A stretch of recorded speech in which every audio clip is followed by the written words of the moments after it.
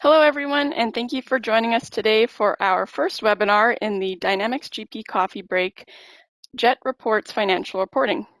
My name is Tess and I'm the facilitator today. If you have any questions throughout the presentation, you can type them into the questions area in the control panel on the right-hand side of your screen, and we'll answer your questions at the end. This session will be recorded and will be available either later today or tomorrow on our blog. So now I'd like to introduce our presenter today, Don McNulty, who is a solutions architect on our Dynamics GP team at Encore. So Don, over to you. Hello all. So today we're going to talk about JET Reports. A little bit of background on JET Reports. It's an Excel add-in and it can be used to replace Management Reporter. I'll show a little bit of that today. Primarily what it's used for is for financial statement presentation, but can also be used for other things as you move forward.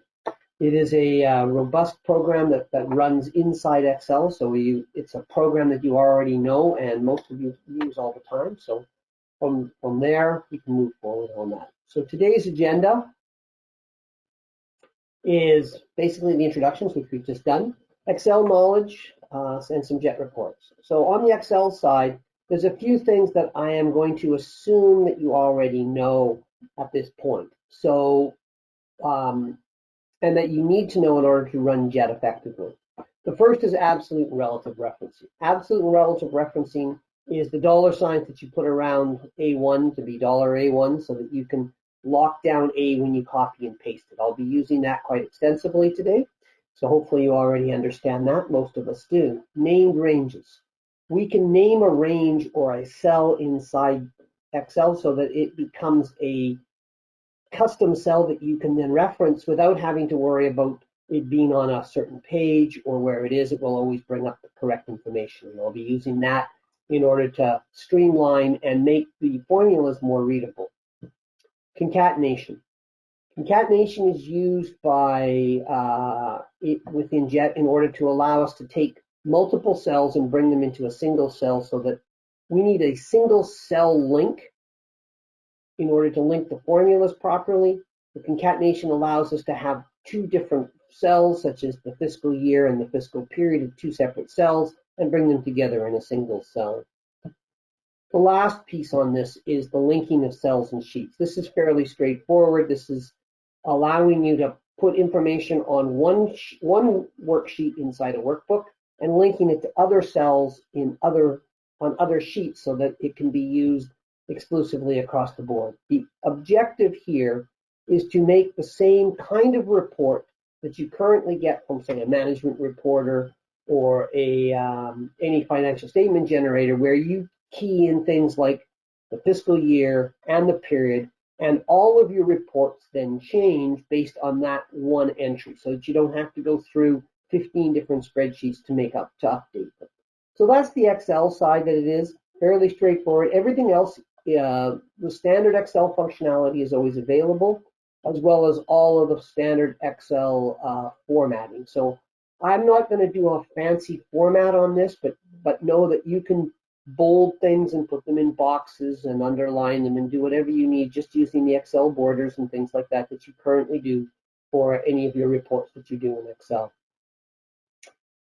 So the next thing I'm going to talk about is JET reports itself. And these are the things I'll be going through on the during the demo. So first off, there's the setup.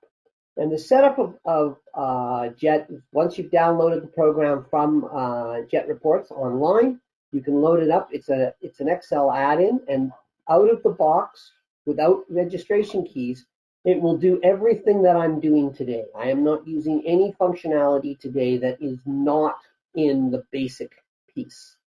The basic I will notice a couple of things. There's a few small differences between basic and full. Full allows you more, you can schedule the report as well as do some drill down. So we'll be adding it to Excel there. Then I'm going to show you what the ODBC link looks like so that you can set it up so that you can look at it. This works on an on-premise basis. The ability for you to be able to handle it is just that your Excel worksheet needs to be on the same network as your SQL database. That way your performance will be good. If you're running GP in the cloud, then you would be running an RDS server in the cloud in order to access GP, and that is where you would run Jet from, would be off an Excel on that RDS server. There are a large number of reports that are available from Jet out of the box. I think there's about 75 of them, of which I believe 20 or 25 of them are available for basic. The rest are more advanced. And you can use those, and all you need to do is change the ODBC driver, and they should operate correctly. They run off of things like categories and things like that. I'm going to show a quick financial statement. That's what I'm going to work on today. That quick financial statement is going to be the gross profit for Fabricam, which is the Microsoft Dynamics GP's test company. We'll do that. And I'll be using the options page in order to drive changes onto 3 separate sheets. Okay, so that's kind of where we're headed for today. All right, so demo.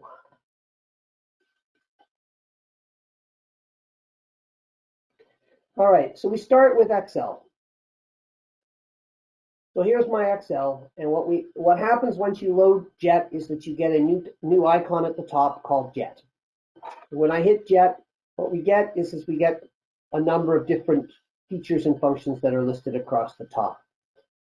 Over here on the settings, when you first start, you need to set up your data source. And when we set up the data source, what we do is we give it a name. I called it Jet Demo. The type, we type in Jet Dynamics GP. This also works for Business Central, but I'll be demoing it in the GP side. We then select authentication. Now, because mine's in a demo environment, I would use database authentication. Most people would prefer to use Windows authentication. The database authentication, I'm using SA, and then I type in the password. The password is stored in here. It's in an encrypted format, so you cannot read it from this. So if you do use SA, it's not exposed on different workstations. Underneath the connection, we tell it what server it is. Mine's the desktop because I'm running it on a virtual machine.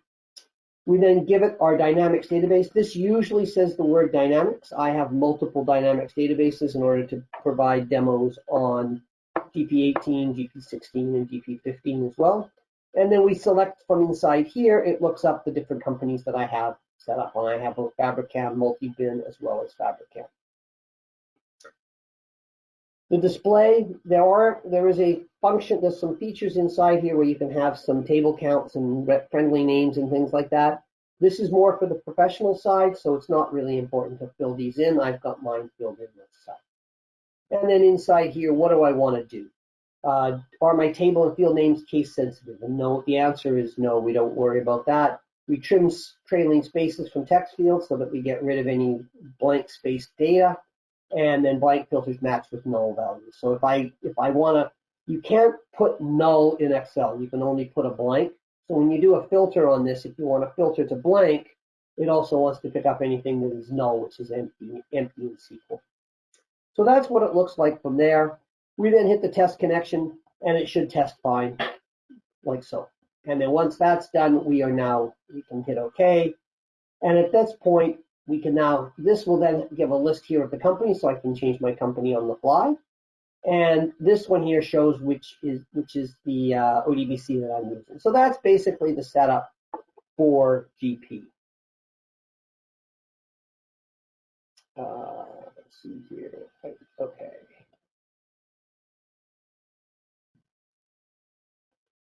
Okay, so existing report. So I've got 3 sheets on this list, and I've got an options page. So I'm going to talk a bit about the options page, about how to use them. So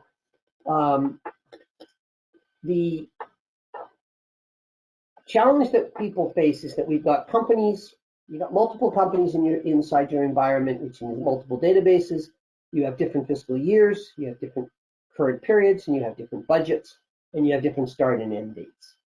Now, Jet reports can be done on a day-by-day basis. In other words, if you need weekly reports or bi-weekly reports, you can get them using Jet. Unlike Management Reporter, it is not strictly period-based. We can do either period-based transactions or we can do date-based transactions. The difference being how fast the system will run. So in the case of a date-based system, a date-based piece will look at every single detailed transactions and summarize up the number for you. If you use a period-based, it uses the summary tables inside GP for a faster report. I will be using period-based today, but know that you can use the date-based. So what I've done here is I've basically set up like 6 different fields. These fields are company fiscal year. Per I call it is for current period, the budget ID, the start date, and the end date. So what I'm going to do here is that in beside each of these, I have selected this and I have typed in the word fabricant. But most importantly, what I have done is you'll notice up in the top left-hand corner, I have named that range comp, C-O-M-P. And the reason I've done that is so that when I need to bring up the company anywhere on my workbook, I can just type in C-O-M-P and it will automatically bring up this cell. I've done the same thing for fiscal year, and I've called it F year for fiscal year. The current period is set to current period. Budget ID is budget ID, and then start and end. These are this is the naming of named ranges. Now, to do that very effectively and easily, I'm just going to type in here, I'm going to go down here, I'm going to type in report date. And inside here, I'm going to put in April 30, 2027. Now, if I hit return right now, what's going to happen is this is going to change itself to a date field, i.e. 04/30/27. So in order to ensure that I'm going to use I want it to be text, I'm putting a quote mark in front, which makes it a text field inside Excel. Now, this is not named yet, so I'm going to call this rep date. And all I do is I just type up to here, I just type in the word rep date, and when I hit enter, it's now named as rep date. To edit those, you can go to your formulas page, and there is a name manager inside here, and you can see there they all are. And these will then show you what page they're on and what cell they refer to. Okay? And then you can change these or edit them as required. So having done this page here, I'm now ready to move on to the actual spreadsheet that I'm going to be working on. So I've got 3 of them here. I've got an income statement, a department, and I've got a division. These are going to be my divisions. So when I go to my income statement quickly, what I've got here is a list of all the GL codes that are in the revenue and all the GL codes that are cost of goods and a gross profit. Now, you'll notice that up top here, all of my revenues are negative and all of my cost of goods are positive. So in order to make this work the way you would want this, in order to make this positive, I'm going to put a negative sign in front here.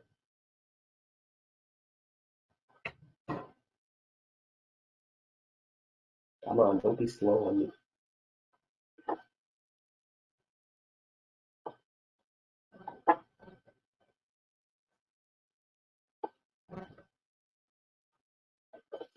So this is calculating it out, and I'm not sure why it did this. It didn't do it 20 minutes ago. So what happens is this is going to change the sign. So we have to build the formulas around what we know. So inside here, what we have is we have the account structure, we have the account number, and we have a department, an account, and a division. So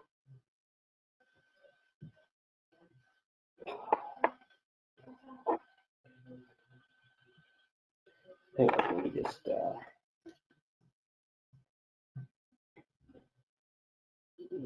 see if I can free up some resources.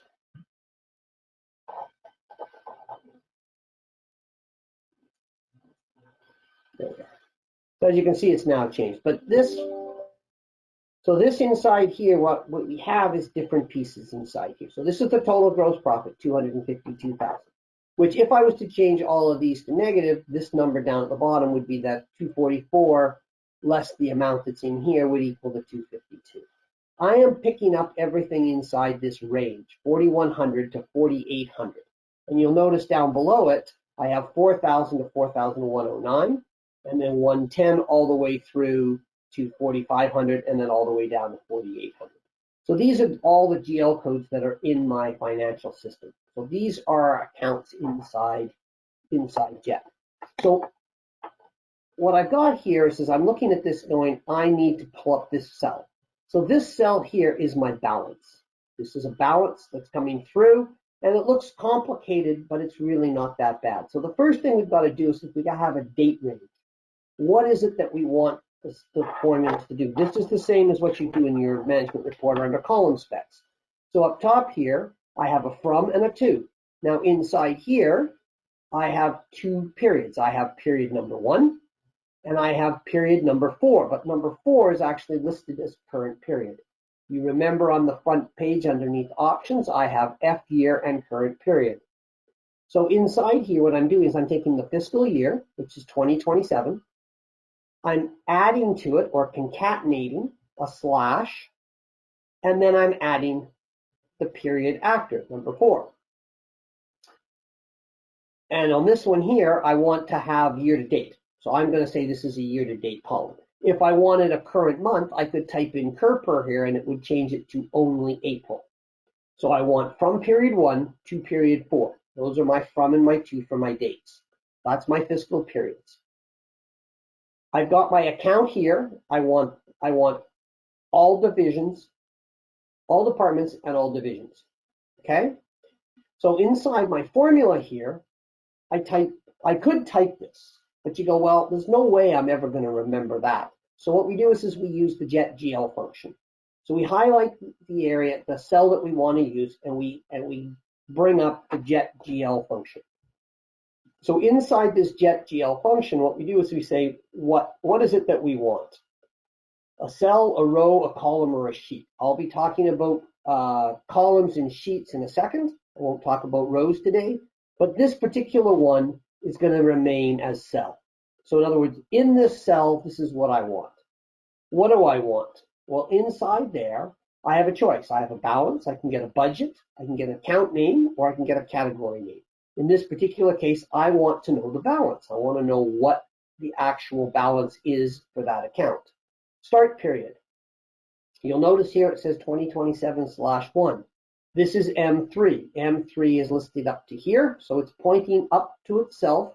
And you'll notice that I locked down the 3 so that when I copy it down the sheet, it will remain at 3. And when I copy it to the right for additional columns, it will change so that I can use this as a single cell. Once I've written this cell once, I can copy it to everywhere down below.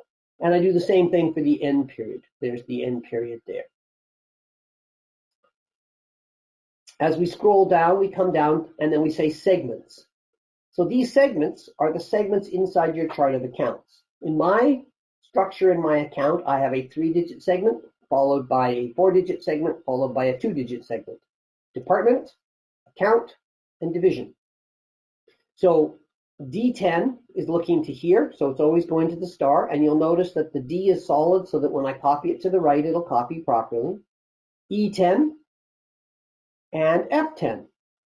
So I'm looking at this, this, and this.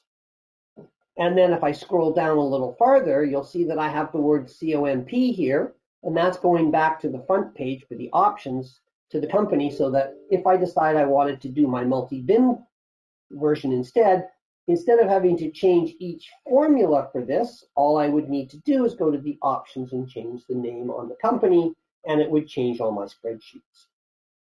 When I hit OK for that, it goes out to GP or out to the GP database and brings in that number. So now that I've written this formula, I can copy it. I can copy it from there and I can copy it all the way down, which is what I did here.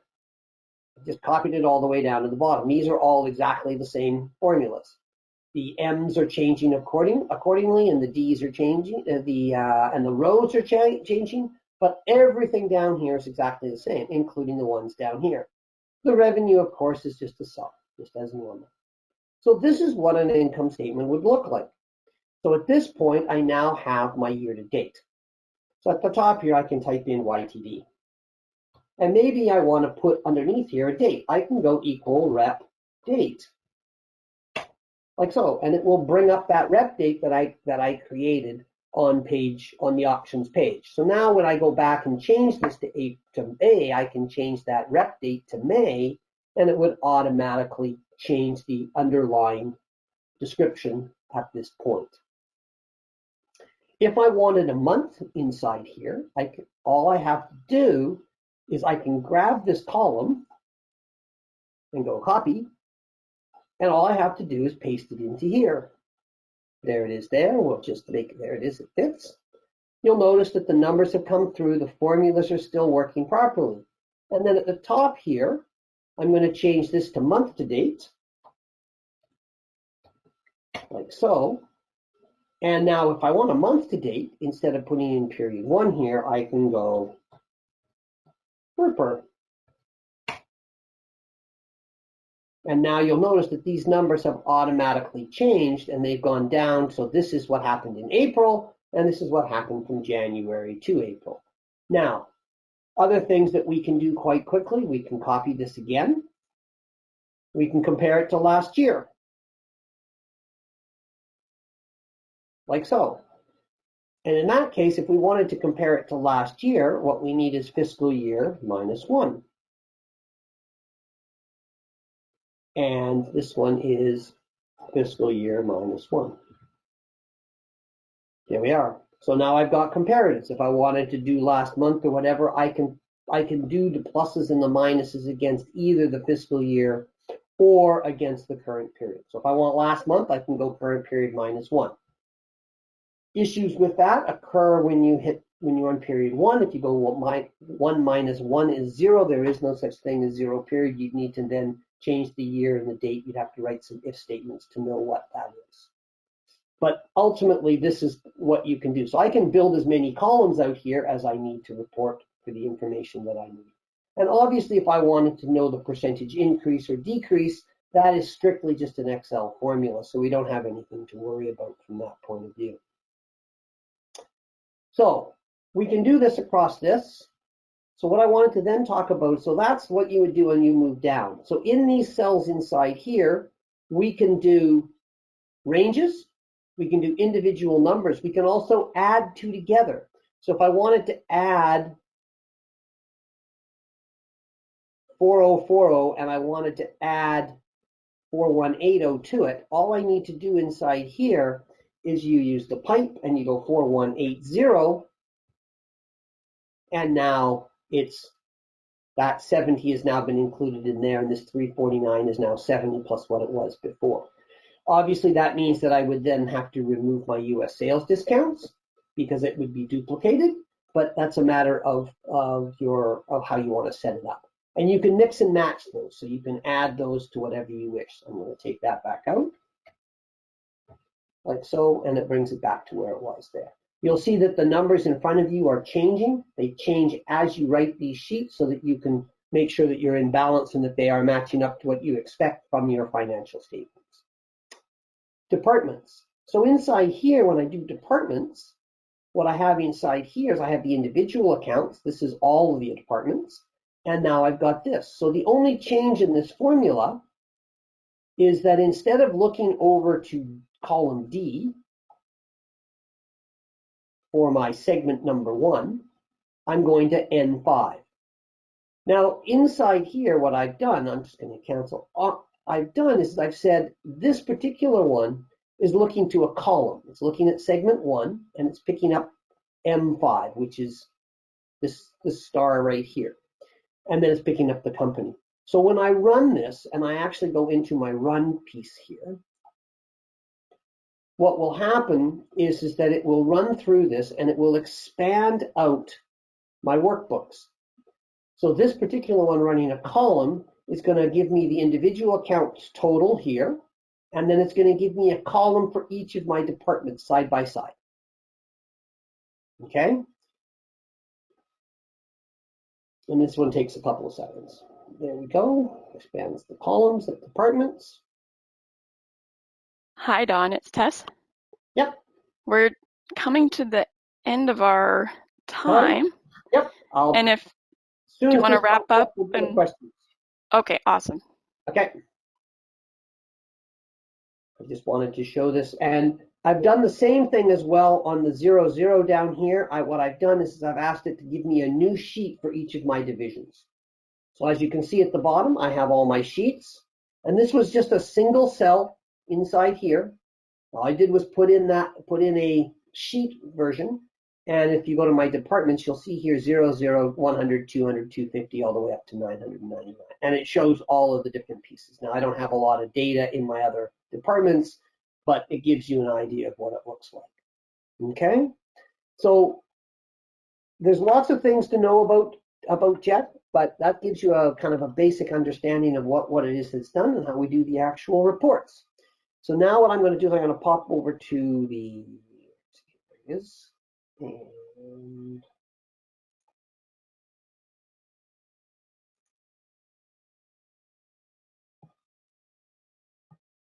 questions. What do you got for me, Jess? Awesome. Thanks, Don.